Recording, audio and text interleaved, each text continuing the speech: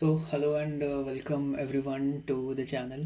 Today we're gonna talk about statement of purpose format. Last time when I talked about SOP writing, basically what exactly is a statement of purpose and how do we write it, I got a few questions on my WhatsApp regarding people asking me that the video seemed incomplete. They wanted to know about the statement of purpose format. So this particular video is about that. I wanted to create a complete presentation on how exactly a statement of purpose looks like, uh, you know what it actually constitutes and all that. So here is it. So let's come to the screen. The idea behind writing a statement of purpose is that we have to talk about who we are and the reason we are doing this particular program or the course, whatever, right? So the function of an SOP, as we should understand, is that it should clearly talk about the three main parts of the SOP. So basically it contains three important pillars. The first is an identity. We need to talk about who exactly you are, what has been your background so far, why you exist in the very first place. So this identity is the main thing that we start off the SOP with. Then secondly, we talk about the ambition. Why do you want to take up this particular program? Uh, what exactly is the main reason that brings you closer to this course? Like, why specifically this thing? Why not anything else? And then lastly, the factual stuff about the rationale. Why this particular program is the need of the hour. So all these three things, when you bring them together, it brings you the perfect SOP for your style. Okay. You may have tried seeing a lot of samples, and they may reflect something or the other. For different people, different things exist. And maybe you might not like your own SOP for yourself, but whatever is being highlighted on the paper, this is actually your true self, and this is something that the college admission committees are also looking for. So when they ask you about yourself, you need to tell them what exactly you are, why you exist in the very first place in this system, right? Now let's talk about the statement of purpose format. So the format is very simple and very clear. This is the same format that I also use, and the same format that has given you know success to hundreds and thousands of students worldwide. I'm telling you, I've worked with students from India. Majority of my clientele is obviously from India, but I've worked from different other countries as well. Nigeria is there, China is there, there are other countries as well. So this is the same format that we use for every one of them. So when we talk about the SOP for academic purpose, that is your college admissions. So this is the same format that we use over there. So it starts off with your introduction. Introduction may have some different ways to start. Somebody may start with introducing myself as this, or I am this, or maybe some of them may start off with bringing a link from of their background with something from that they the program that they're choosing to take. Then the second thing is academic background. Well, we are obviously going to go into depth in every of the in each of these sections later on. So then we start off with your academic background, then the professional background, whatever jobs or internships that you have done, then your the choice of the program that you have taken, why specifically this program, then your career goals, what exactly do you want to do after this program ends, and then lastly a small conclusion. You may choose to conclude it in the career goals part as well. And if otherwise, if you have some space left, let's suppose if you are going for a bachelor's program, in that case you may not be having some experience, so in that situation you can write a separate paragraph for conclusion. And this is the exact format that we use for SOP writing. And yeah, so let's start with the first one. That is the introduction, the hook.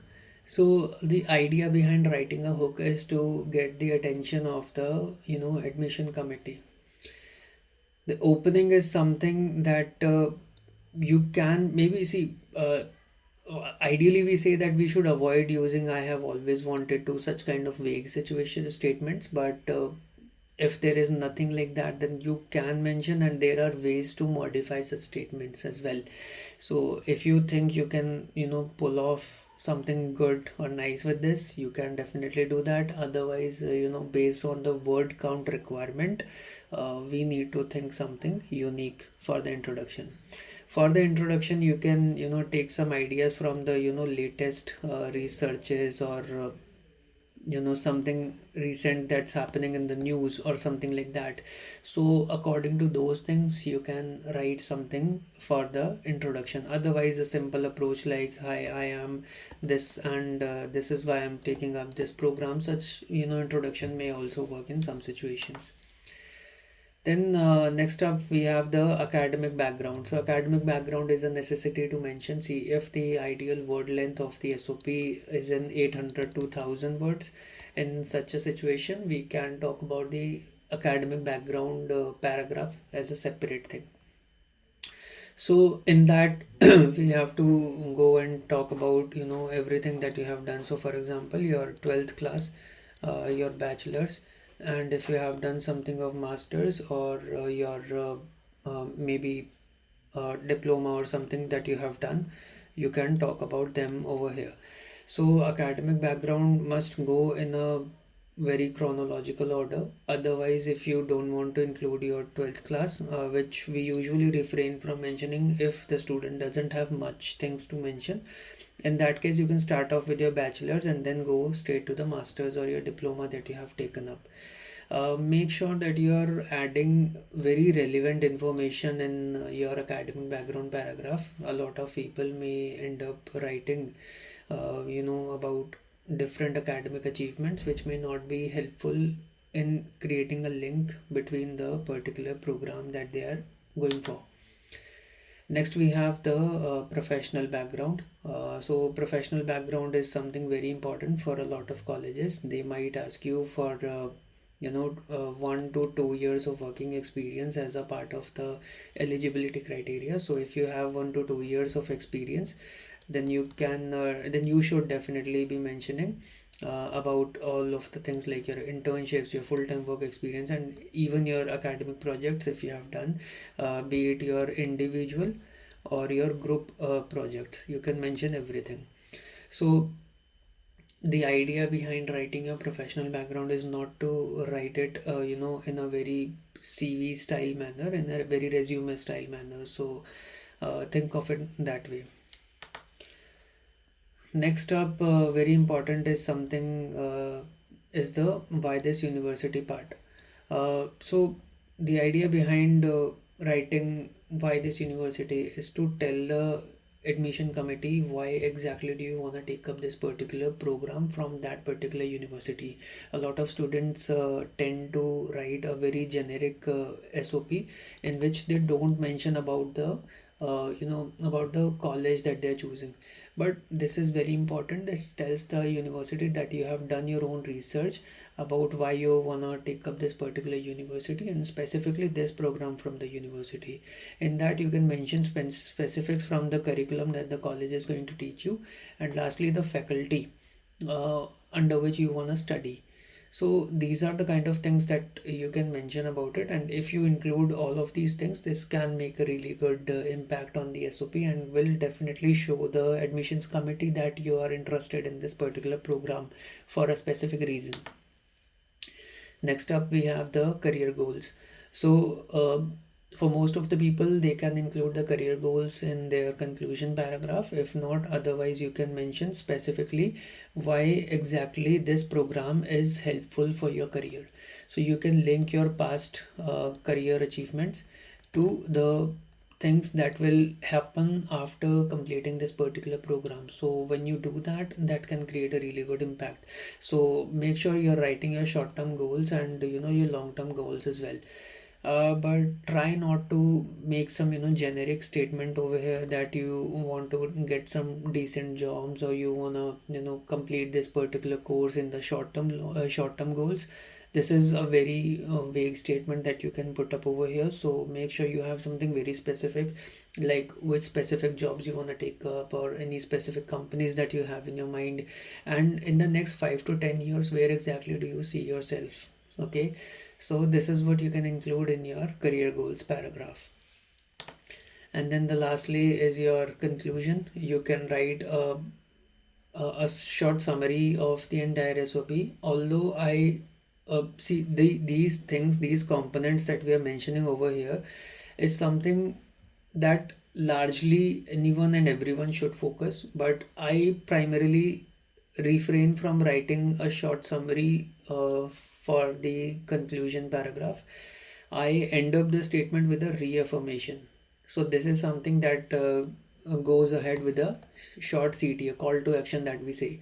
So we, request the admission committee that okay, we are that we think we are eligible. We are, crossing all the, hurdles. We are doing anything and everything that we can in our academic and professional background, and we think that we are, the right fit for this particular program. So reaffirmation plus the commitment part, if you can include both of these things, this can work as a really great conclusion for you. So yeah, that's it. And lastly, regarding the style and tone, see, there is no fixed style and tone for writing an SOP. If I can tell you very clearly about it, there is no fixed style.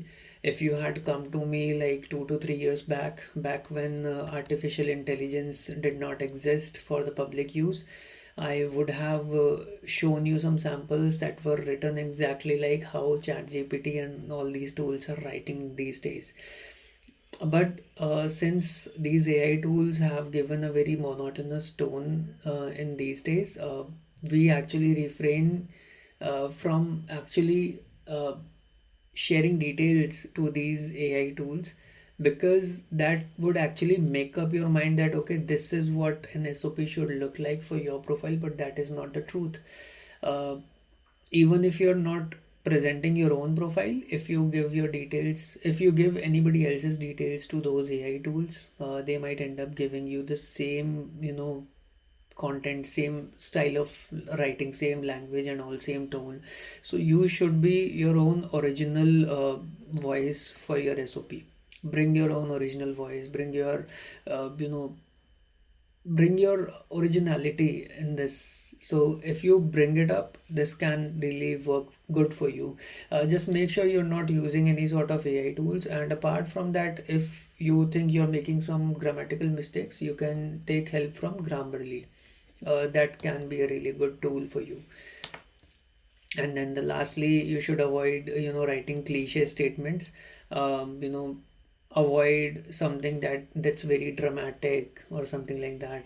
Avoid writing something very exaggerated, that okay, you helped a company, a startup to scale to $1 million or something of that sort. Don't say such things. This might not look good.